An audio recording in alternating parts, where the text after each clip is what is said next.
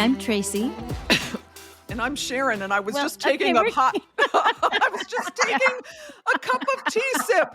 But we are Feet of Clay. Confessions of the Cult Sisters.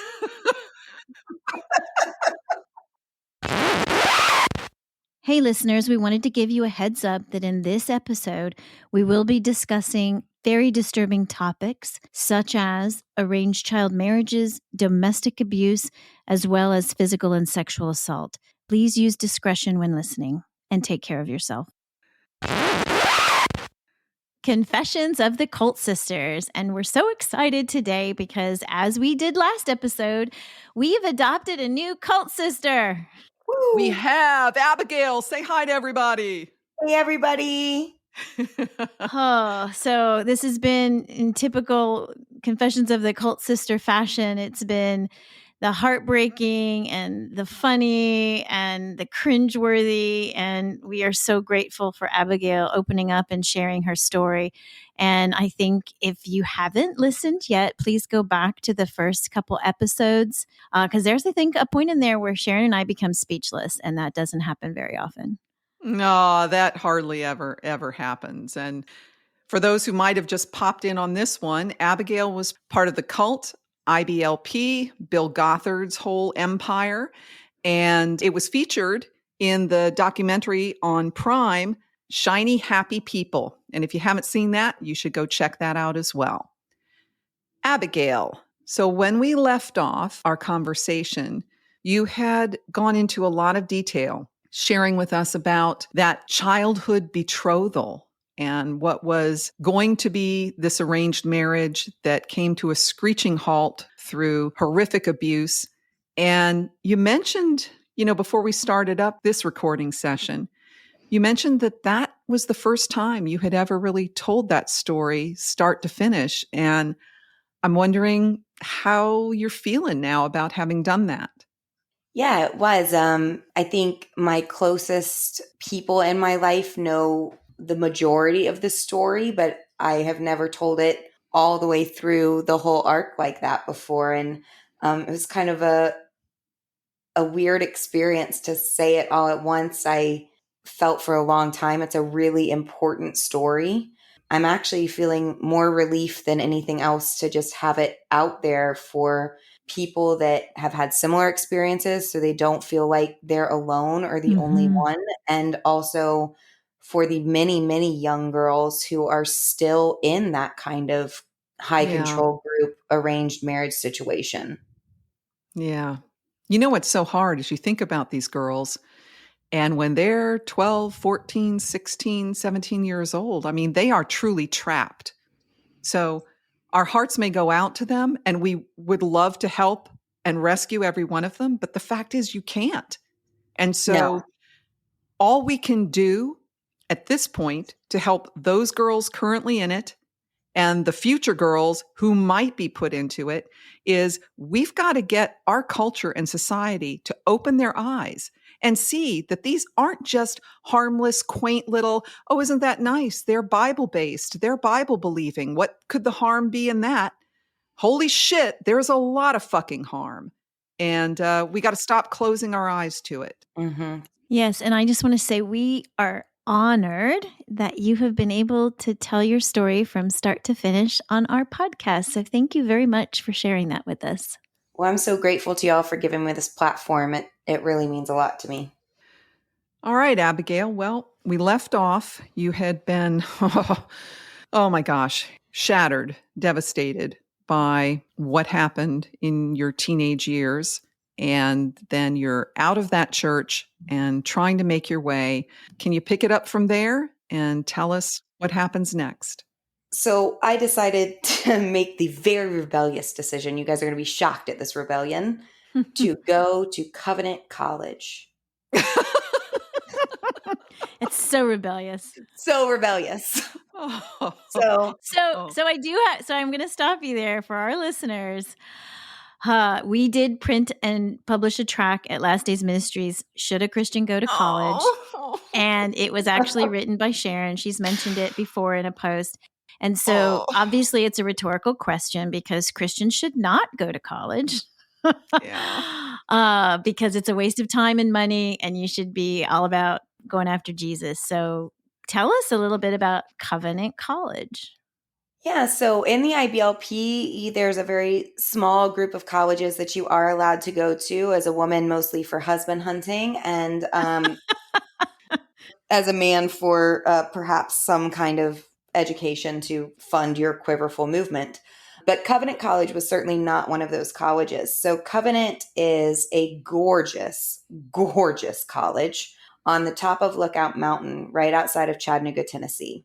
And it is a stunningly beautiful campus. And that was a solid 95% of the reason why I wanted to go there. And the other 5% is that it's a PCA, Presbyterian Church of America, which is the more conservative branch of the Presbyterian Church. And it's their college. And having just left the cult, I had been under the teaching of a man named Louis Giglio in Atlanta, who was all about grace and Reformed theology. And I was just like really into that because I had this devastating experience where I was dirty and ruined and had just ruined the lives of everybody. And the idea of grace was incredibly soothing to me. Mm. And so Presbyterians are well known for being reformed and very conservatively grace oriented. Mm-hmm. So that was exciting to me. It was also a college that my parents were willing to pay for and to allow me to go to, and I was still in their home. So that was a piece. You were still under your father's authority, basically? There had been a slight shift of power. I had gone to my dad several months after the courtship ended and said, listen, I will never lie to you again. And so you have a choice. I can either tell you the truth inside of your home, or I can tell you the truth and not live in your home. And it's your choice. Wow. That's a pretty empowering statement for you to say that. That shows a lot of courage. Yeah, I'm not really sure where I came up with it, to tell you the truth, but I did say it. And I think I was really just so destroyed and guilt-ridden that I had lied. Because in my mind at that time, it was still 100% my doing. Yeah. And I didn't ever want to do it again. And he did agree that he would rather me live in his home and tell him the truth. And so that's kind of how we proceeded from that point forward. So I applied for Covenant and I got in. It's a competitive school. Everybody was very happy. And I was due to start school that fall. But before that, I ran away to Jamaica on a missions trip. You ran away on a missions trip? I did. I just wanted to be as far away from all of Calvary and those people as I could possibly be. And so in my still so controlled mind at that point, the right way to do that was to go be a leader on a missions trip with a boy that had previously left the cult and was in the PCA. That seemed like definitely the right thing to do. Okay. And the PCA is? The Presbyterian Church of America. It's a major evangelical denomination. So rebellious. So rebellious. It was the most rebellious. So I ran away to Jamaica, and on the missions trip to Jamaica, one of the guys that was on the trip was also starting Covenant in the fall. And I'll be really honest with y'all, didn't pay much attention to him. We were there. I knew he was going to Covenant. He was the only soul on the planet I knew that was going to Covenant. And that was about the extent of our interaction. So we start Covenant in the fall. Covenant's quite small. There were 306 people in my class. And this boy, Tim, and I happened to be in the same small group, because Jesus made that happen. So these small groups, were they like fellowship groups that weren't academic? It was like the religious part of things? Yeah, they were like freshman social prayer groups. And they were co-ed? Yes. Covenant is, let me tell you how rebellious Covenant is. I've got to break it down for you. Covenant is a co-ed college where you have open dorm hours for Ooh. 4 hours every weekend. Ooh. It's very rebellious. Open dorms, 4 hours every weekend. Now you have to have 2 feet on the floor at all times. You can do a lot with 2 feet on the floor. Yeah, just you saying. can. Or knees. Or knees. Do knees count? Yes, knees, they do count. I happen to know they count. And how about condom vending machines? Any of those in the hallways? No, there was no condom vending machines. There was a nurse, but I never asked her for condoms, so I can't really say definitively what would have happened if I did. Okay. She was kind of a cool lady though, so maybe. So we're at Covenant. We're kind of thrown together, which of course in my mind was all God. Mm-hmm. Mm-hmm. Where in reality there's 306 people there. So but Oh. you know, at that point, it was so interesting when I was rereading my journals a few weeks ago after the documentary came out. The biggest thing that surprised me rereading my journals was how much the arc of this story was, in fact, the same arc as my courtship. Mm. I had really remembered them as two very different things. And going back and reading it was probably the most devastating part of the documentary coming out, and all of this was realizing that I no longer needed the IBLP to control me. I was controlling myself within my own high control group. Wow. And that was a really, really hard realization to come to just a few weeks ago. It was pretty devastating. The conditioning had been successful. Very successful. Well, train up a child in the way he shall go, and when he is old, he won't depart, right? Absolutely. Yeah. Beat the shit out of you. Do mind control fuckery. And yeah, you become the prisoner of your own mind. Thank you. Mm. That is so factually true. I mean, it is. It is 100% what was happening.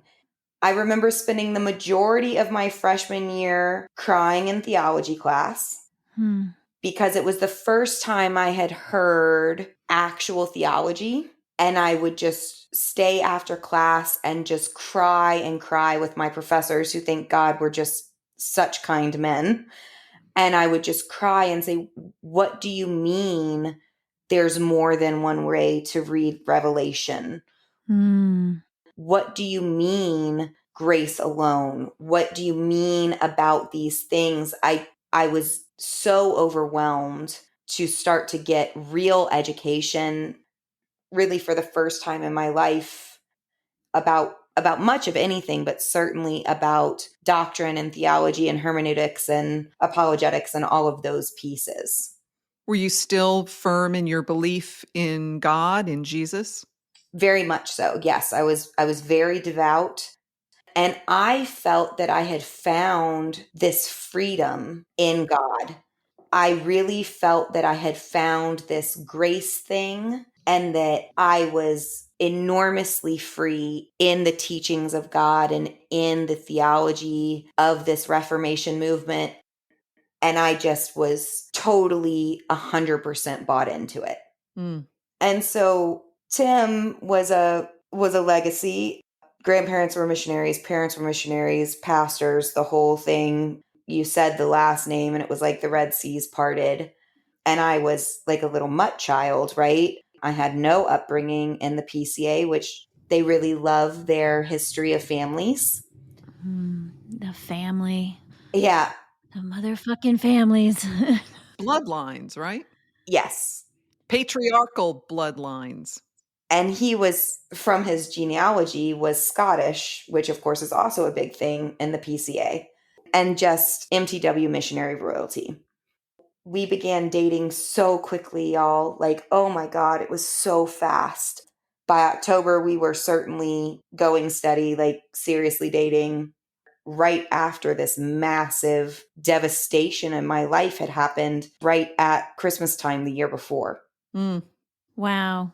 It was just so fast. Did you have to let your dad know, or did he have to make any calls, or were you guys completely autonomous in being able to make these decisions yourself? We were completely autonomous, which was another piece that rereading the journals now was pretty devastating, that I did it all myself. Well, to be fair, let's just say this. Yeah, you did it all yourself, but no, the whole mindset was already done to you. Yes, you are very right. And, Covenant's pretty devout, so you go to chapel every day. I was a triple major in theology, community development, and sociology. He, of course, was a theology major with a minor in youth studies because he's a good boy and did what he was supposed to do. And I was hungry in the faith. I was deeply devout. I was eager to learn this whole new freedom that I thought I had found in traditional evangelicalism. And I was really, really into it, completely into it. I was in prayer groups and I was in Bible study and I was at chapel every day and I was in all these theology classes and I was so hungry for the word and so feeling the spirit all the time. And I mean, that's really where I was. And Covenant at that time, it was such a beautiful bubble that quickly became a prison. But at the time, it was this bubble of amazingness, and it's just in the middle of the wilderness, and it's on the top of this gigantic mountain, and you could just go to the overlook and see 5 states and pray for hours. I mean, it was a magical place to be in that moment. Well, and it was so much freer than the IBLP. So much more freedom. I mean, it felt like I could do anything I wanted to do within the will of God. It really felt just almost drunk on freedom that was still within God's plan. It was like you were born again. Yes, very, very much so. And I was very, very happy there. We had a pretty traditional dating relationship, really, I think, for evangelicals. It was chaste. I was very committed to my purity culture values, even still. He was very committed to purity culture values, and we were quite successful. Now, I had amended my values with my newfound quote unquote freedom in Christ, that kissing was fine, hand holding was fine. And for me, that felt like such an enormous amount of freedom. Sure. And I was so happy with that amount of freedom. I really was not struggling with, what we called sexual sin. I wasn't on my radar. But what did seem to follow me to Covenant was this idea that I was too sexy. And it very much followed me to Covenant. I remember the resident director of my dorm calling me into his office, which is just also so gross and creepy because he was, young. He couldn't have been 27. There's no way. And calling me to his office over and over and over again, just to talk about, are you staying pure? I know you have a serious boyfriend, Oh, God. And I remember at that point, I was starting to find my voice a little bit more. And I'm like kind of an asshole all the time now. But at that time, I was really just kind of figuring that out. Yeah.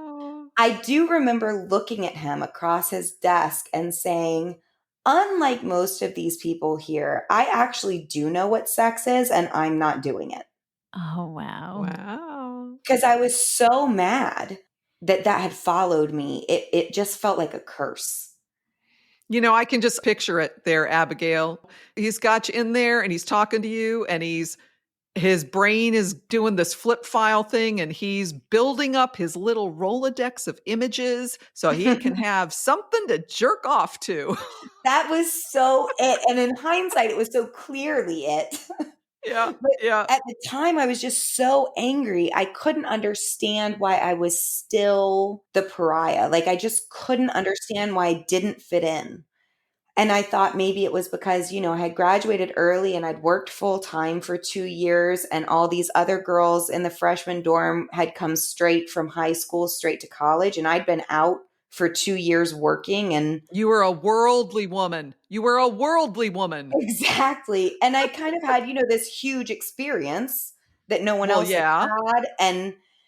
And then, my God, I never knew that girls cried that much. In the dorms? Oh my God. All they did was cry, and they cried about everything. Everything. Oh, and it was exhausting. And I was just like, why are they crying? And so it was definitely a big adjustment for me to be in dorms. I missed my dogs. I really didn't want to go to college. I knew what I wanted to do. I was very determined on my career from a very young age. I really didn't want to go to college. I wanted to go take an internship and immediately start in animal behavior. Of course, at that time, you couldn't go get a degree in animal behavior. It's not like it is now. Mm-hmm. Apprenticeships were really the way to do it. That's really what I wanted to do. I wanted to go to California. I wanted to take an internship. And I was very frustrated because my parents would not allow it. And I was not in a position to do it anyway. Mm-hmm. Just out of curiosity, was there anybody in particular you wanted to intern with? I did. So I was showing dogs full time at the time, and there was a very, very famous professional handler who wanted me to take an internship with them, which is a very big deal. Yeah. But my parents did not want that, so I turned it down. And then I really desperately wanted to go to Bergen University. My heart's desire was to go to Bergen and do their service dog program. Mm-hmm. And that's just desperately what I wanted to do. So, but instead you're at Covenant College with PCA, and you now have this boyfriend, Tim. Yeah. And we had a pretty traditional evangelical dating thing. You know, we dated. We were very serious. Everybody at Covenant is serious when they date. They call it the marriage mill on the hill. It's traditional Christian college dating. So I did not feel rushed or in a hurry at that time. But when I read back on my journals recently, I was rushed, and I felt an enormous amount of pressure as I reread those entries about constantly journaling to God, about showing his will and making Tim more serious about our relationship and to take it more seriously. And I was also very keenly aware that I had a skill set that Tim was lacking that was vital for ministry. What was that? I was really good at people, and I was really good at business. And he was nerdy and cerebral and shy. And in my journal entries, I recognized just terrifyingly early that he needed somebody like me to be in ministry. And therefore, that was God's calling for my life. Mm-hmm. I can relate to that. Yeah. It's you're still the support. You're the support for the man, because the man is the one who's going to carry forth God's will ultimately. Absolutely. And I was journaling at that time about not wanting to have children, and that I didn't think children were God's plan for me. There were journal entries about that in my freshman year of college. So those pieces of my mind were beginning to change, and I was beginning to have some original thoughts, but the entries were still, God, take this rebellion from me, take this will that I want to do something away from me, make it only your will. There was still just everything was encased in that. So we did quite well freshman and sophomore year. And in our junior year, there was a chapel speaker that came and gave a chapel talk on if you could not take a physical fast from your boyfriend, you were sinning against God. Love all these teachers with these crazy topics. Right? I mean, it's just straight purity culture, straight typical mainstream evangelical purity culture. Yeah, and layer some more guilt and shame. Give you something else to struggle through as though you haven't had enough already. Well, and how did they define a physical fast? 0 touching for 30 days. Okay. So at this time leading into that, we were only holding hands and making out in a pretty chaste way. And so we did it, man. Gung ho, we love Jesus and we don't want to be sinning against God. So we took a 30-day physical fast. And let me tell you, day 31 was a hell of a day. It's that scarcity thing again. It's like you make something taboo and off limits, and all it does is create a craving and an insatiable fixation. It's like human psychology 101. What the fuck? It's insane. And I can't speak for anyone's mind but my own. But I'm here to tell you, I was not struggling with sexual sin when we did it. Everything was totally fine. Like, I felt no push to do more or cross a line or whatever you want to call it. I was great where we were. But man, 30 days and day 31, you just slipped right over the edge, which was just heavy petting. Like, we're not talking like a crazy thing. It was just heavy petting while making out. And so then that started the death spiral. Wait, can I ask you a question? Because this is something I try to still figure out. I kind of grilled Tracey on this before. So She did. how do you define the difference between heavy petting and light petting? I mean, what's the line? So to me, heavy petting is anything that happens over the clothes to any expression of pleasure. Okay, so you're still over the clothes. Over the clothes is the key. Okay, so what's the difference then? So what's light petting? Light petting is like you're making out and like your arm is definitely grazing her boob. Okay. And you don't move it, but your hand's not on there squishing it. Yeah. And you're not groping. You're not like ravenously groping. Right. Correct. So touching and exciting and arousing over the clothes, direct to genitals or boobs. Correct. All right. So then what happens when you actually are touching without the clothes? What's that called? Oh, I mean, I Sin.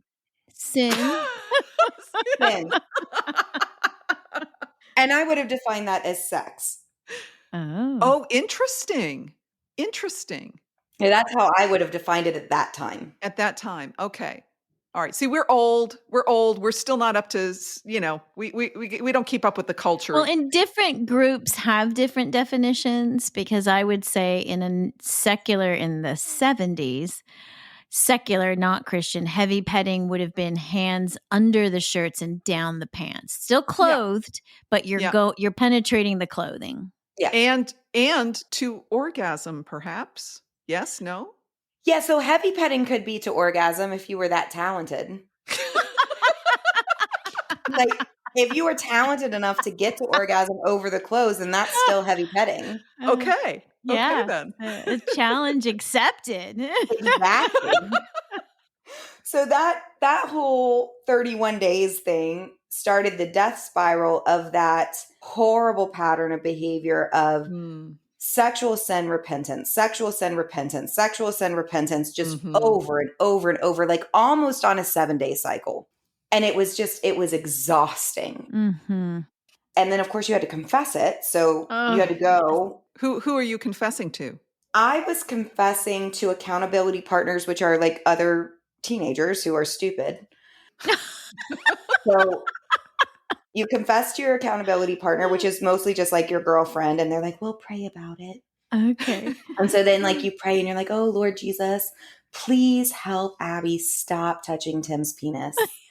And like you just pray about it fervently and you usually cry. Yes. I don't know who the boys confess to, but I think pretty much the same thing. Yeah. And then I think, if I'm remembering correctly, we did not feel the need to confess it higher than that level at that point because it was just heavy petting. But that is when it suddenly became urgent to the both of us that we probably needed to get married. Yes. It's better to marry than to burn with lust. Exactly that, which was frequently preached in chapel. And it's the perfect reason to get married. That's the best reason. What other reason could you possibly have to shackle your life to another human being? So we're now in our junior year, and this is where all this culty stuff gets so weird again. I go home because I have agency now, because I'm reformed. So I go home and tell my dad, this is how I remember the conversation. We are in the car and I say, hey, Tim and I are struggling with sexual purity and I think we need to go ahead and get married. And my dad said, how much are you struggling? And I said, well, we're not having sex. We're just struggling. Like, we're just making out too much, which was true. Mm-hmm. And he goes, okay, I think that's a great idea. Wow. Okay. That was it. And I was like, oh, well, okay, then that's what, God blessed this. This is what we're going to do.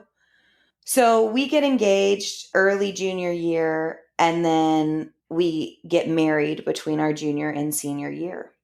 Now, in that time of engagement, the lines get very blurry on sexual Mm-hmm. purity. Mm-hmm. I was technically a virgin when I got married, but it was like, I'm talking a hairline technicality. Okay, wait now. So first of all, had you been using devil stick tampons? Well, yeah. So I'd already been using the devil sticks. That was done. And you were also a horseback rider at this point, or just Right. dogs? I mean, many, many reasons why that might not be true. Okay. Thank you for that clarification. But in terms of penile penetration, you were still technically a virgin. Correct. A penis had not fully penetrated a vagina. Just the tip? Just the tip, Just Pam? the tip. And of course, you could get expelled from Covenant for having sex. So this was very risky behavior. Yeah. Yeah. And it wasn't like it's on our books that you can get expelled. Like legit, they expelled people. Mm-hmm. So you add in that secrecy element, and now it's like suddenly very exciting. Of course. And so we have a very large, very white, very Atlanta wedding this summer between our junior and senior year. And I was 21 and he was turning 21 the next week. Oh my gosh, you've already lived so much life in this relationship turmoil, but you're so much babies. Yeah. And he was already working, as a youth pastor, as one does, while we were finishing college. And we lived in this teeny, teeny, tiny basement apartment with no windows, and we had no money.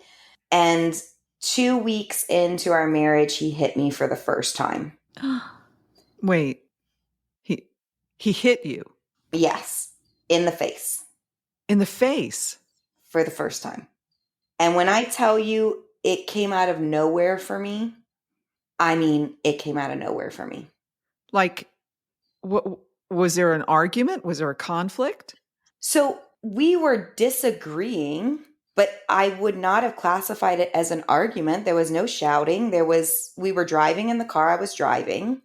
We were having a disagreement about the car and whether we should sell that one and buy a cheaper. There was just a typical discussion about what should happen next. And we disagreed on what should happen. But it didn't register to me as a fight. It was a disagreement. It didn't feel like a fight. We weren't yelling. I wasn't upset. And I was driving, and then my face was hot. Like it was so surreal. So with an open hand? No, closed fist on the face and on the gosh. shoulder. So more than one punch? Yeah, 2. And it was to get you to be quiet? He didn't like what you were saying? I don't know. I dumped him on the side of the road because at that point I was again starting to have my own thoughts and opinions and feelings. And so I stopped the car and pulled on the side of the road. And I said, get the hell out. I may have said, get the fuck out. That's probably true. And I drove immediately down the mountain to our pastor's house. I knocked on the door, walked in the door, who also happened to be his cousin. Important. Oh, wow. But I will say this because I'm going to tell all the ugly things. So I think it's important to tell all the good things too. It was handled so beautifully in that moment. I walked in the house. He and his wife were there. I'm sobbing. I have a huge whelp on my face. Oh. And she immediately just gathers me up. The pastor is livid. I mean, livid angry. And immediately assurance, none of this is your fault. There is no excuse. It does not matter why it happened. Good. Oh, good. And that does deserve to be told because there's a lot of pieces of this story that aren't so lovely, but that was lovely. Mm-hmm. And immediately the pastor left to go find him and did. And I do remember getting counseled that one day, that one time, by the pastor's wife that I could leave. And she did say that. And she said, you have biblical cause to leave if you want to. Hmm. But I had just had a massive black tie wedding in Atlanta with every person I had ever met in my whole life. Mm. And I wasn't going to. It was unthinkable. I couldn't imagine even telling my parents. The whole thing just seemed impossible. Yeah, the social constraint was what kept you absolutely frozen in that. Yes. And so the agreement was made that we would immediately start counseling. Now, I do want to say that we did a full year of premarital counseling with the church, but it was 100% about staying sexually pure until our marriage. So, like, nothing helpful was done there. Right. Isn't that so frustrating? That's so frustrating as I hear these stories, because I know it's similar to mine. There's no helpful counseling whatsoever. It's the whole focus is on this ridiculous sexual purity leading up to it. And then once that's over, you're left with this bucket of crap in everybody's lives. It's And realistically, any human being could have looked at us and our family of origin and said, this is going to be a huge mistake. Yeah. Any person could have seen that. Well, and did you have any indication during your dating and during your engagement of any sort of anger or tendency towards violence or anything like that? He was quite a avid sports watcher and would yell and scream at the TV, but outside of that, nothing. Okay. In my journals, there are some notations about significant bouts of depression with him, but outside of that, no. And so I really was very stunned, and we dated, a long time. So the agreement was made that we go to postmarital counseling and that we would tell his parents, and that we would not tell my parents because I did not want to ruin his ministry and he was in repentance. Okay. And that's what was counseled. And so that's what I did. And so we told his parents, and I'll never forget this conversation. His mom said to me pretty much that God is going to create something beautiful out of this story, and it will be a story of redemption and grace and hope. And that's mostly what everybody said outside of that very first counseling in that first day. Did you tell any other friends? I told one friend because this is where I can start to see myself happening in these times. I took pictures of the injuries and I emailed them to a trusted friend of mine. And I said, I need you to keep these. wow. And it's where I can see little glimmers of my present self starting to appear. Well, and you're also just at the physical age where that starts to happen. You're becoming a woman. Yeah. I mean, early 20s, I was 21. That's about right. Yes.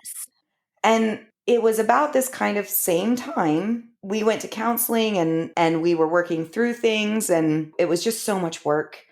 There was also a lot of sexual dysfunction in the marriage because purity culture does that to children. Yes, it does. There was erectile dysfunction. There was completely mismatched signals and scheduling. I wanted to have sex much more than he did. When we would have sex, we didn't know what the hell we were doing, and it was not good. And it was just a disaster. We discovered he had a latex allergy, which is a hilarious story for another day. And so this is all kind of, we're brand new married with this huge curveball of this incident of violence. And I do remember we were seeing a Christian therapist who was rather good, not great, but comparatively quite good. And I do remember expressing in a couples counseling that I felt really robbed, that I felt like he had robbed me of my newlywed moment. And so we did talk about some important things in that postmarital counseling. I went to postmarital counseling every week for 8 years. Wait, every week? Wow. For 8 years while you were married? Yes. Did he go with you? In the beginning, yes, often not later. If my memory serves, there were 5 or 6 therapists altogether. So we are now in our second semester senior year. He's applying for positions at churches within the PCA. I am sitting in my 300 level theology class, and I signed up for the class on accident. I thought the class was ancient cultures of the Middle East, which is like right up my alley, like super fun anthropology. Let's do this. Unfortunately, the class was ancient texts and cultures of the Middle East, which was very sad for me. But we're translating the Epic of Gilgamesh against the flood story in this class. And I'll never forget, this kid was sitting next to me who I'd been in class with, all 4 years. And we're translating the Epic of Gilgamesh, and I'm like 3/4 of the way through, and I'm sitting at my desk, and I just went, oh no. And he looks at me, he goes, what? And I said, oh, this is all bullshit. Oh my gosh. And he goes, oh yeah. And like, that was the moment when I really started to think that maybe I had made a huge mistake about my faith and what I believed, because I was struggling with other things about faith and God's promises and those things. But I was, how can there be 2 flood stories with 2 different gods that are exactly the same? I was just pretty devastated. But at that point, I was married to a pastor. And so we took our post shortly after graduation. He hit me again when we got here. He hit you again? Yeah, it only hit me twice, the very first time and then about a year later. I did drop him that second time, though. What do you mean you dropped him? I kneed him really hard in the balls and he dropped. Oh. And he did never do it again. Single event learning. Folks, Yeah. You can understand the quadrants of positive punishment. Exactly. And while he had episodes of violence, breaking furniture, windows, things like that, he never hit me again after that. And I stayed. And the leadership of the church knew, because I told them. And I told them many times. And we were referred to counseling, and I went, and he sometimes went. And the church then pressured us very much to purchase a house. And as I think is very common in all evangelicalism, he was making so little, like below poverty wages. Yeah. I was working 2 jobs. They wanted us to have a house near the church, which was in a very wealthy part of town. Well, I just want to say something. You guys were making very little. There are some that make a shit ton of money. Oh, yeah, for sure. The high level pastors, for sure. Absolutely. Fleece the flock, man. Fleece the flock. And youth pastors are a 2-for-1 deal. Yeah. The wife works for free. Absolutely. So I was working 2 jobs full time because we had to buy this house near the church that we certainly couldn't afford. This was in 2008, right at the beginning of the Great Recession. Oh, yeah. Were they willing to help you out? Like, how does a church try to tell you where to buy a house? That's such a good question. I wanted to buy a house further out of town because I'm pretty decent at real estate. And I felt like that would be the best investment house, which turns out sure as hell would have been. But it was too far from the church. And the senior pastor pretty much said, you can't do that. So we over-purchased a house, and it was a very modest house. It was just in an area of town that we couldn't afford. And 6 months after we purchased the house, they fired him with no notice. And so then we were in some financial trouble, and I was working like crazy. And I was also struggling more and more with my faith, with what did I believe? It became completely impossible for me to make the sin of homosexuality work in my heart and mind. I couldn't do it. Why that particular thing for you? So I had grown up showing dogs, which has a pretty diverse present, particularly in the queer community. And I was very much loved by gay and lesbian people. and I loved them. And I'd struggled with that all through my teen and early adulthood years. How could that be a sin? I couldn't make it work. They were the best people to me consistently in my life. And the older I got, the more impossible it got to justify that they were allowed to be gay but had to be celibate. It just didn't work in my head anymore. Mm-hmm. And I became increasingly combative at church in our Sunday schools and small groups, saying, I can't bring my gay friends here. There's a problem with this theology if I can't bring them here. I bet you they loved you, man, at church. Yeah, I was the worst pastor's wife ever. Oh, that's so awesome. An elder's kid used the N word in passing, and I strung him up and drug him to his daddy in the middle of the church and made him say what he said. And I looked at his dad and said, he sure as hell didn't learn that here. And I walked out. I was the worst pastor's wife ever. I took a girl to Planned Parenthood, just the worst pastor's wife ever. And then, of course, we didn't have children, which was a huge problem. Now, was he in agreement that he didn't want children?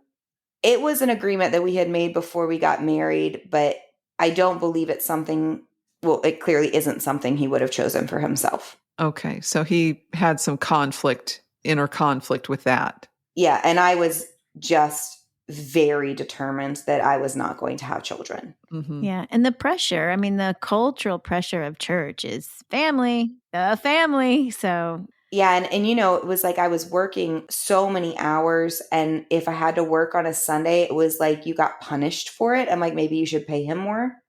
Oh, did you say that? I did say that. Good job. And I was really bad at being a pastor's wife. I really was. Oh, I'm laughing because I can imagine, and I guess all of us would be, thank God there's a voice that's thinking. Thank God there's some logic coming in. Thank God these are being challenged. And we had friends in the church that were dear friends, and those things were true, but I was very career oriented, and I was really starting to build my career, and it was getting more and more complicated to balance my views on the world with where I was in the church. It just got much, much more complicated. And I found myself wanting to spend time with my unchurched friends more than I wanted to spend time with my churched friends because they were nicer. Yeah. Yes. Yeah. Yeah. And throughout this process, the violence was still happening in the home, just not physically towards me, but breaking windows and tables and things like that. And of course, always deep repentance afterwards. And it was just getting more and more untenable. Then he got fired and began working in the secular sphere, which of course put more pressure on things. And was your church leadership learning that there was violence at home, or was there something else going on that caused that? They already knew about the violence at home, and we had stopped talking about it because it wasn't changing. So I was like, meh. So we hadn't talked about it for quite some time, and certainly no one asked about it. It was mostly just kind of we've decided to go a different direction. He was not a sexy, fun youth pastor. Mm-hmm. He was very cerebral, very thoughtful, very well educated, really wanted to teach the kids theology. Yeah, not usually what they want to hear. Yeah, and I think they were certainly looking for a more traditional, let's go eat pizza and play basketball and pretend it's about Jesus kind of a youth pastor. Right. I think that was probably just an honest break of difference in how to do those things in that time. And he was also very, very young. And the pastor that had hired us on as the assistant pastor had left very quickly after we got hired, within 3 or 4 months, I believe. And he had almost no support. And in complete fairness, he was swimming alone as a very, very young clergyman with such little support and such little guidance on what to do and how to manage being in leadership at 22 years old. Mm-hmm. I mean, it was a really unfair situation to him, really unfair.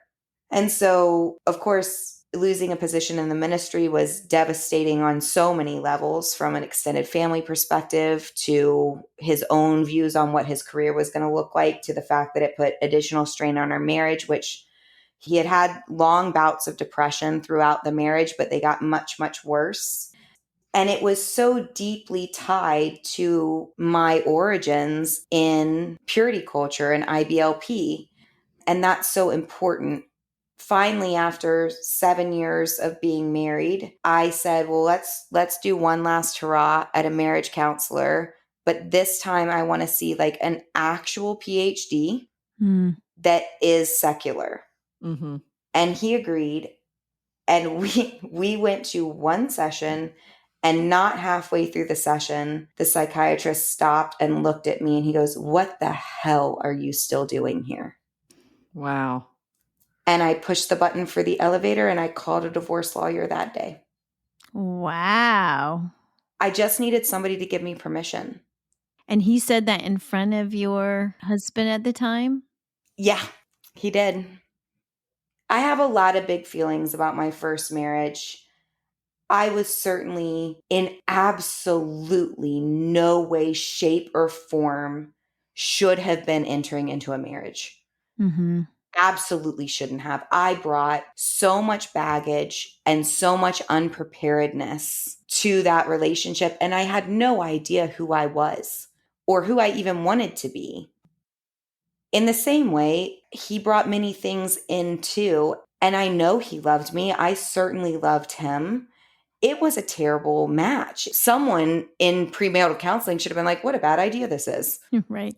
And yes, he was violent, but the real sin in that was the fact that no one did anything about it, that there was no wise counsel, that there was no talk about what to actually do other than trust God to make it a beautiful story and don't damage the ministry.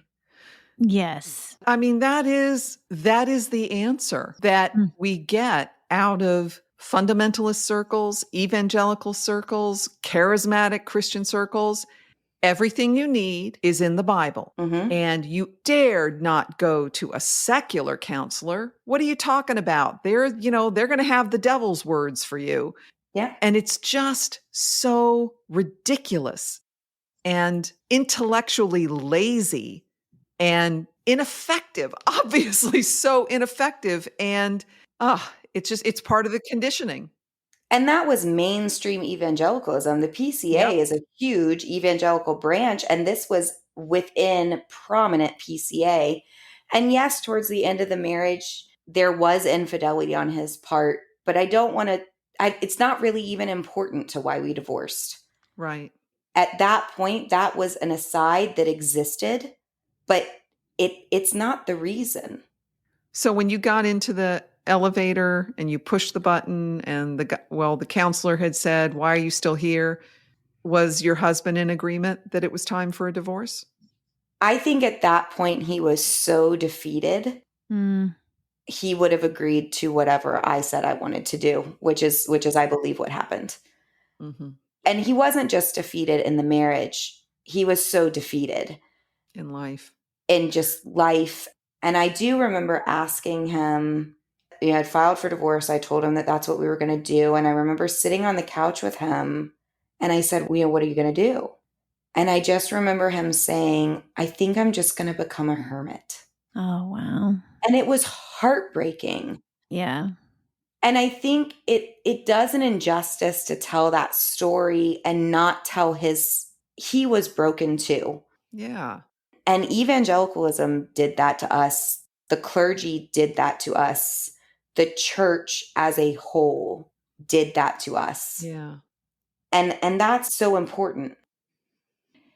Yeah, so I appreciate so much what you're saying about, where your husband had come to. I can so relate to that. And I look at these two young people, and you're not given any keys to really unearth what it is that's driving this violence or this depression in his life. And it's just that Band-Aid of you need to pray more.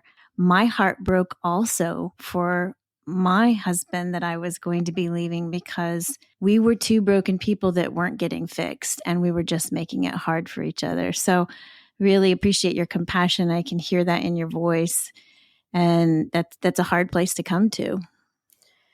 Yeah, I think my goal anytime I talk about that part of my life in the PCA, which I talk about more frequently in the past than I have about the IBLP, is the villain in this story is not the two kids that came into this relationship having no skills and no education and no really meaningful way of how to grow up together. The villain in the story is the people that told you all you needed to do was to just pray about it. Mm-hmm. Well, because what that does as well is it really puts all the failure back on your shoulders, because you must not be praying hard enough or in the right way. You must not have the right kind of faith, because we know God is able and we know God is willing. So if it's not getting fixed, it's because of something wrong with you, some sin, some stubbornness, some defect. And you look at it that way and it's pretty hopeless. Yeah, and that you are unwilling to let God play a redemption story for you, and that it is somehow selfish to the kingdom to not live in misery for your whole life to show something about the kingdom of God. That's insane. That's right. Pick up your cross, follow Jesus, die daily in this relationship. That's your cross to bear. It's like, holy fuck, what?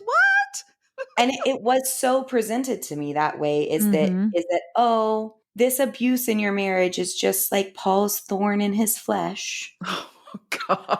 Like, that's insane when you really think about it. That's nuts. It is, especially that this is supposed to be the haven that people go to get healed. And all they do is get heaped upon.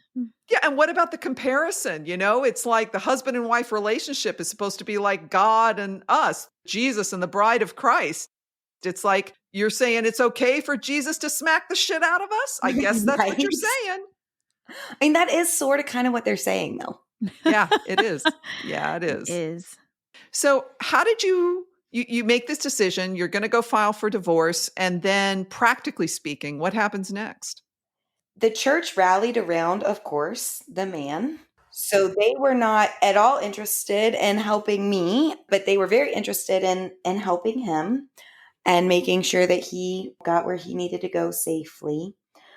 But you know who helped me is I had, in the year prior, just carved out this little nook for myself in the LGBTQ community here where we live. And you know, those people showed up and mowed my lawn and took my trash out and sat with me when I was just pretty sure I was going to die. And you know, the thing that was so wild to me about that time is, you know, you're taught your whole life in evangelicalism and in the faith, you know, be the hands and feet of Christ, be the hands and feet of Christ. That's who was the hands and feet of Christ to me.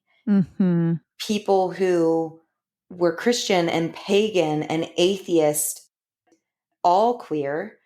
And I didn't know how to start a lawnmower. I didn't know how to register my car. I didn't know how to change a tire.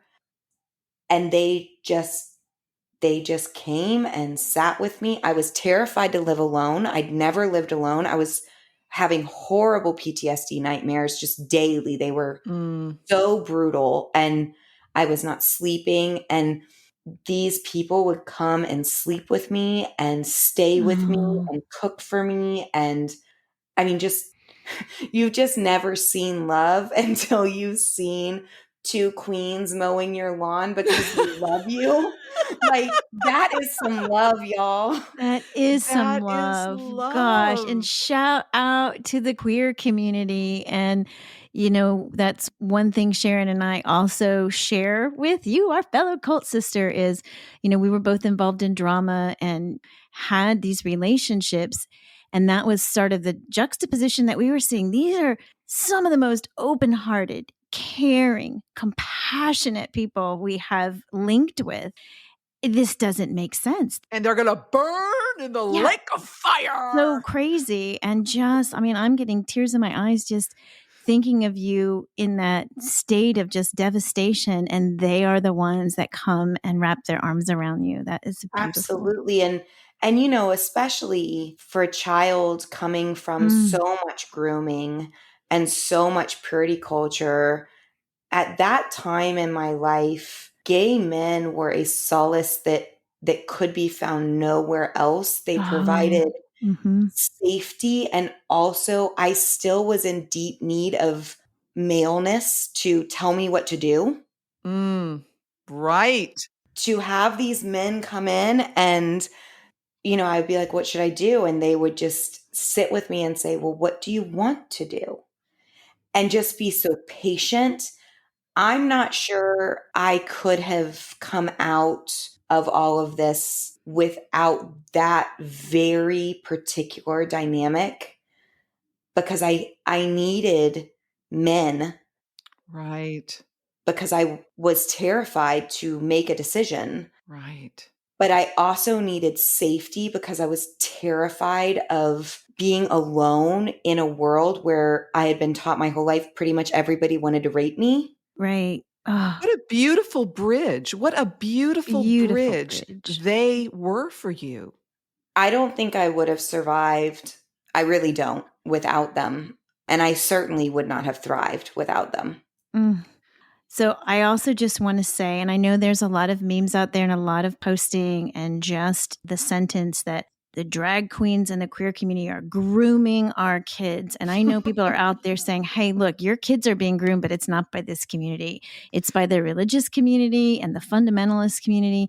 And this is one of those stories that, how many times throughout each of these past couple episodes have we called out the grooming that is taking place in the IBLP, in the fundamentalist community, to prepare us for being victims, to prepare us for just being abused. And I'm so happy that you punctuate that story that way, because it is a beautiful bridge, and we want to magnify that. We want to magnify that message as much as possible. It is. It's the heterosexual, horny men who have suppressed themselves. Those are the ones that are the predators. Those are the ones that are grooming and using and abusing. That's where it is. That's where the problem is, folks. And there's a reason that those are the ones that are yelling the loudest about anyone and everyone else who could possibly be a predator. They're just trying to divert attention away from themselves. Oh, man. That is so true. That is so true. Now, where were you in your belief at that point about the Bible, about God, Jesus? So I was not going to church at all. Kind of hard when your husband's a youth pastor. Oh, well, no, he had been fired. Yeah, he had been fired. So I wasn't sure at all what I believed. I thought maybe there might be a God. Maybe there might have been Jesus. But it was at that point, we're talking about two completely different sects of Christianity had fucked me over so hard. I had no idea who to even go to or believe or trust. And so I got pretty comfortable with the help of a secular therapist with saying, I don't know and I don't care to know right now. And I lived there for a really long time. How did that feel for you? It felt very strange to not have a guidebook.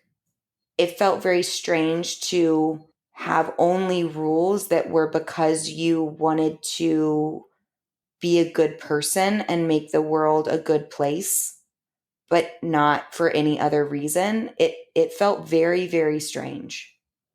Scary?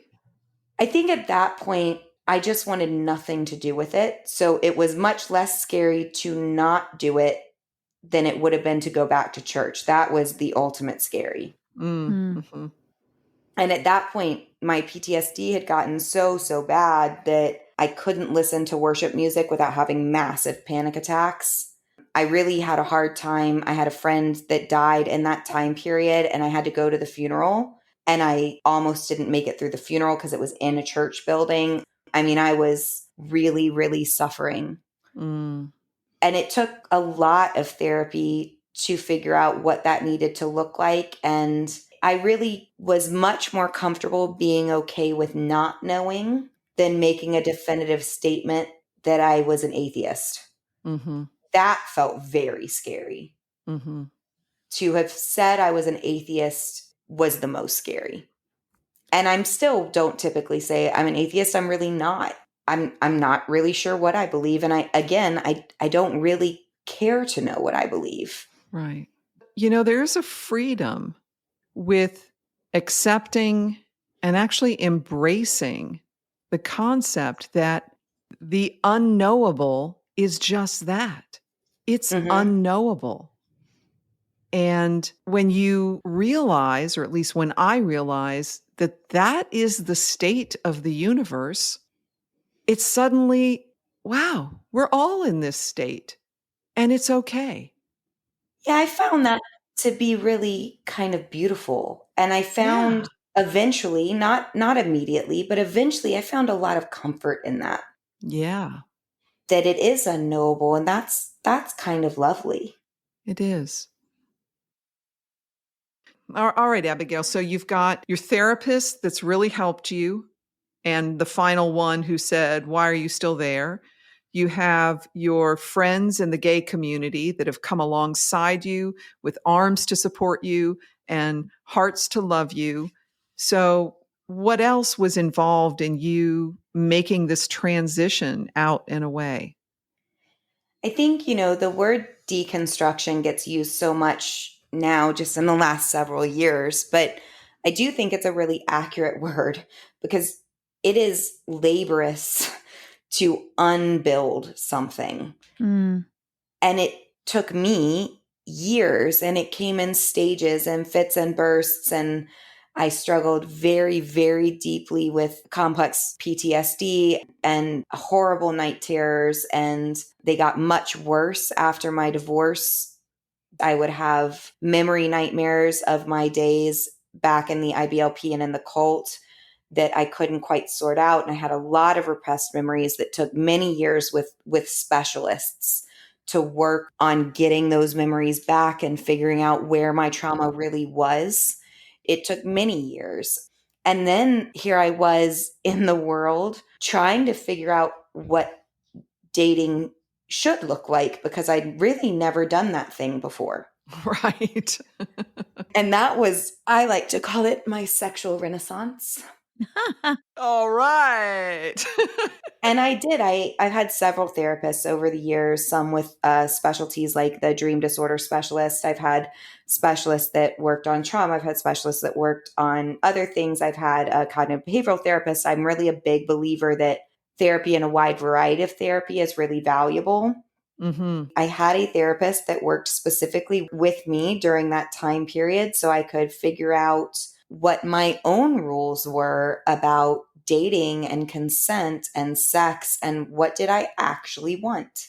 Mm. And I was really grateful for that person. I had her for probably about a year where I met with her and I'd tell her what dates I had and, what did I want to do. And then it got to the point that I was having sex and like I hadn't like y'all, I mean, missionary was missionary. That's what you did. Mm-hmm.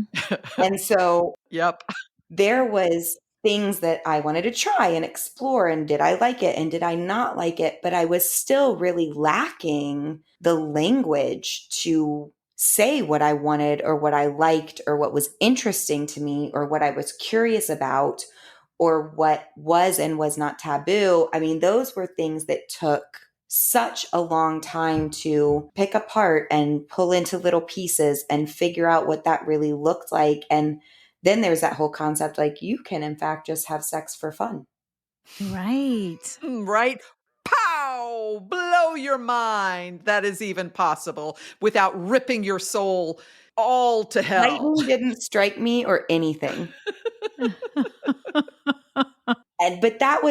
it took a long time to figure that out. And then I have worked for many years on this super fun disorder where I have panic attacks when I climax, the most fun. Wow. Mm. I'm talking years of work. And it is worse when I am emotionally intimate with somebody, which means that when I met my now husband, that was a huge, huge factor that took years to work through. That if I was emotionally intimate with somebody, sexual climax would send me into a massive panic attack tailspin. Wow. Wow. And I think if you're open to it, we would love to be able to do another episode where we get to dive into just all of these tentacles of this conditioning that we've been talking about through these past episodes and how that impacts us in such deep, deep ways. That is definitely powerful. And as you're talking, it's like the work you have done, Yes. to explore all this and uncover it all is I'm just in awe of it. I just want to applaud you and just say that I'm pretty like I'm blah blah blah. I'm speechless because that is I just am in awe of how much work that you've had to do to what you say dismantle this system, and it's not just a theological system. I mean, it reaches into the trauma that our body stores on such deep levels. Wow. I don't know if Sharon feels this way, but being a behavior nerd has been so protective and also so helpful. Yes. My career as an animal behavior nerd made this dissection not always fun, but always interesting. I was always curious. Why did this happen? Mm-hmm. Why do I feel this way? Can I relearn that, unlearn that, retrain my brain? That Right. was at least always fascinating for me, which I think was a huge factor here. Absolutely. I mean, when we can look and see and understand the dynamic of a conditioned emotional response in an animal that can send them into fight or flight, the panic mode, and sometimes we have the history and we know what happened, and sometimes we don't. But either way, being able to understand the mechanisms by which those things, those neurons fire in the brain and set up this cascade, a trauma cascade, an out of control emotional panic response, these are things that we can look at the animals and give them so much grace because there's no sin and evil intent. There's none of that shit going on. And yet you see the distress and you see how it's been caused by circumstances outside of their control. And we can see that there is a path to healing. And it's no different for us as humans. What really fucks us over, it's this belief system that imposed upon you, Abigail, these concepts of umbrellas of protection and levels of authority and the need for total purity of heart and body. That's what warped and twisted you from the inside out. And it's so unnatural. It's so apart from who we are as human beings, as members of this planet. Yeah. And I totally agree. Understanding behavioral science, working with animals has been hugely healing for me as well. And it's not all rainbows and butterflies. I don't ever want to give that impression. There are things that I am still so angry about. I am so angry that my first husband is still in the clergy and I have never received an apology. That makes me super angry. I am so angry that this happened and still exists, and especially the people in my generation who stayed in on purpose. I am angry about a lot of things. I am angry that my marriage now takes more work than the average marriage for reasons that are very hard to understand, and that my husband has had to do an enormous amount of learning on trauma and trauma responses and living with somebody who is never going to be all the way, quote unquote, normal. And yeah, there are definitely things that still make me angry, but I am very, very hopeful. Things like the documentary make me very hopeful. Podcasts like this one make me very hopeful. The ex-evangelical and fundy TikTok people make me very, very hopeful. That's great. Yeah. And you have, I will just tell you from the outside looking in, your speech and your stories are peppered with all that learning that you have done in behavior work, because I too have the anger, but I think we have learned how to channel it in ways that are healthy, because you have a lot of compassion coming from you as well, a Yes, lot you of do. understanding, and just even to be able to have that hope and to have that voice to help other people get those keys is, says so much about your character and your healing and the work that you've done. And it really is beautiful. I find you to be a very beautiful person. Can I say amen? I will say amen. You can say amen. You have to deflect that praise. What do you mean? So did you guys not learn that in your fundiness, where like somebody compliments you, you have to be like, oh, it's all God. Oh, yes. Oh. You have to say something self-deprecating, like, well, it's all Jesus. 100%. You know what, Abigail? None of us gets where we get without the help of others and sometimes the hindrance of others. But in the end, girl, you are the one who's done this work. You are the one who's done this work. That is true and still feels wildly uncomfortable. Yes. So I have to say, we got a message. It was on Instagram, and somebody, I guess, had heard one of our stories, and they said, I hope that, you're feeling all the love that you can feel today, and that you know that you're so worthy of it. And even now, years later, I thought, worthy of it? I mean, I don't know that I'm worthy of it. It'll get you just a little even now, where you're like, Yeah, maybe I'm not. Maybe I'm not. Oh my gosh. Well, Abigail, you mentioned the documentary. So I'm thinking as we wrap things up here, I'm curious if there was anything from the documentary in particular that you learned new, or something different, a different perspective, or something you hadn't expected. Anything like that? I watched the documentary twice, and I felt differently both times I watched it.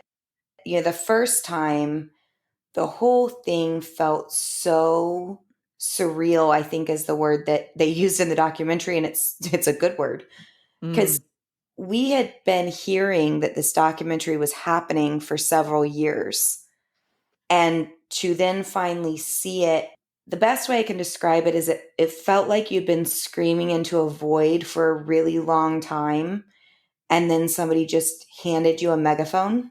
Wow. Yeah. And you were like, oh my God, the whole world knows now.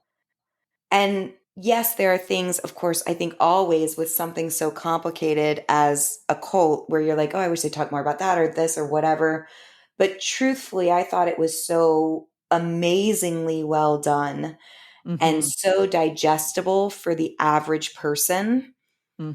I was really pleased about that. As far as what shocked me content wise, the spanking video with the little boy was just by far the hardest part watching it the first time, because it triggered memories, and I think the first time I realized, and many people I've spoken to realized, that was organized instruction. So that was hard. And then I was very grateful, but I was surprised at the detail they went into about the content of Josh Duggar's child sexual assault material. I was very grateful they did it. I think it's a deeply important part of an even bigger story than what they talked about. But I was surprised when I saw it. I already knew that content, but many people did not. Yeah. And I thought that was really, really valuable. When I watched it the second time, that's really when the people that I am friends with or that I've been following on TikTok for so long that are being interviewed in this documentary, I cried for them. And it was just different the second time. I was so grateful to them that they did this, and many of them have families that are still deeply in, and their whole life structure changed because of their bravery. Yes. And I was just really overwhelmed with gratitude that they were willing to do that, because it's a really big deal. It is a huge deal. A huge deal. Yeah. That's where I posted on Instagram the montage at the end, which I thought was beautiful. That was one of my favorite parts. I mean, I cried at different points, but that's where I broke down the first Yeah. time. Just seeing all of these beautiful young faces and their stories coming up and telling their stories. And I thought it was a beautiful ending. And I wanted to wrap my arms around everyone and go, thank you. Thank you for your bravery. Thank you for not breaking to the point of being here. You're still here and you're still telling your story and you're taking back your life and you're taking back your voice. And you're one of them, Abigail. It's been so amazing, post-documentary, the TikToks of the people, of course, that were on it went crazy, but not just theirs. Like, I posted right after the documentary, I had 136 followers. And as of right now, I think I have 16,000 Wow. in a week. I have one video that has 500,000 views. Wow. People care about these stories, and I'm not sure that people realize how valuable that is to me and to those of us that did this. The fact that you're listening and engaging and asking questions, like, we have felt really unheard for a really long time. And just seeing engagement on social media and TikTok that people are searching to learn more about it is just kind of amazing and makes a lot of all of this feel like it might be worth it. Yeah. Validating and part of the healing. Yeah. And also, Tracey, we were just talking about how we're old and we're not on TikTok. Holy shit, I guess we're going to have to do it, right, Tracey? I mean, not like I don't want to do anything on TikTok, but I guess I got to download it so I can watch your stuff, Abigail. You got to at least stalk the people on TikTok. And I do mostly lurking on TikTok. I'll make some videos every now and then, but yeah, the TikTok is the best lurking for all kinds of fascinating content. Okay, very good. Well, this has been wonderful. And again, I am so thankful. We are so thankful for your bravery. As we kind of draw to a close, is there anything else that I sound like somebody at the end of a church service, right? Is there anything on your heart you'd like to share, Abigail? Well, every eye closed and every head bowed. Yeah. No, I just am so grateful for you guys for platforming voices like mine and other voices. I think this is so incredibly valuable to the people who have done it, but I also hope it's really valuable to the people who are on the fringes or just evangelicals or not any church at all. I think there are things that are yet to be said about this, about how this fits into American culture and politics that are going to be hugely helpful and valuable. And I'm just so grateful to y'all for making this platform and caring so much about these stories and these voices. Well, it's a privilege. And thank you. Abigail, you want to tell folks one more time how they can find your work? Yeah, so they can find more of my discussions about leaving fundamentalism and evangelicalism on my TikTok, which is called Unicorn Habitat. And they can find me for my nonprofit work with service dogs at theroverchasefoundation.org. Very good. And we'll put links to that in our show notes. Thank you again, Abigail. Thank you so much for having me. All right, Tracey, you send this thing off, okay? If you haven't listened to the first 2 episodes of Abigail's story, we do have all the links in our show notes, so you can click into those. And if you like us, please rate us. If you want to leave a review, that would be great. That helps get us up into the ratings so that other people can hear these very, very important stories. And tell us, Sharon, how they can find us on Instagram. Instagram, feetofclay.cultsisters. Got it? Wow, abrupt. Thank you so much, and we'll see you next time.